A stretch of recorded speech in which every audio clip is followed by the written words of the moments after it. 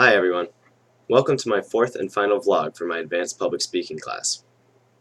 This last unit was all about culture, and so what I wanted to talk about was what high and low context cultures are and the differences between them.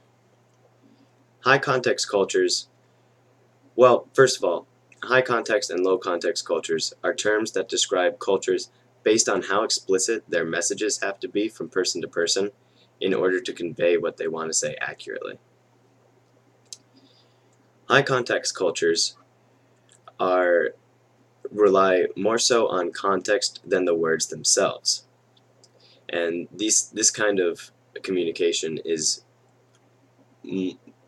more based in Asian countries such as China and India, and partly due to the fact that Chinese language actually mandates that you say the same word but with a different tone to convey different meaning.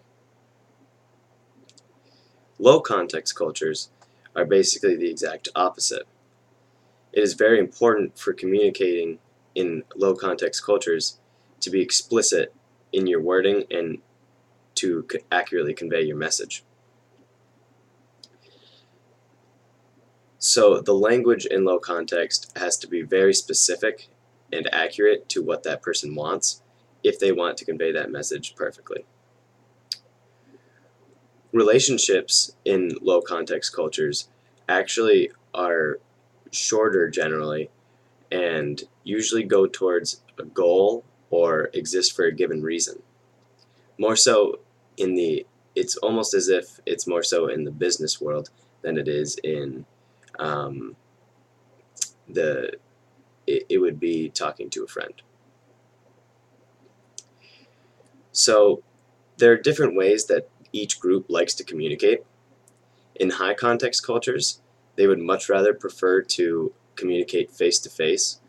That way they can accurately convey the scenario in which they're speaking.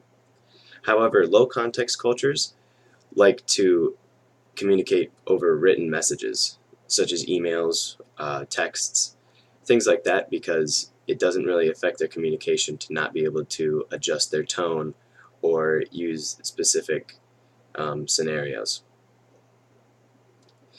And so this is applicable because, yes, these cultures are largely, the US is largely a low context culture, and this is based on more so in the professional world than anywhere else.